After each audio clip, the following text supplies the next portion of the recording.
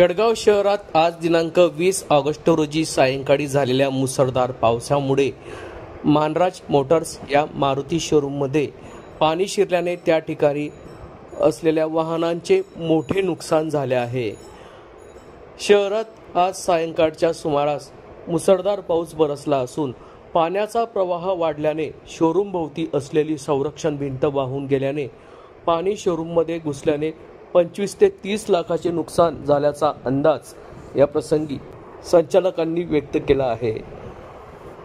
जळगाव शहरात मुसळधार पावसामुळे मानराज मोटर्स या शोरूममध्ये जी संरक्षण भिंत होती ती संरक्षण भिंत तुटून गेल्याने मानराज मोटर्समध्ये मोठ्या प्रमाणात पाणी साचले होते।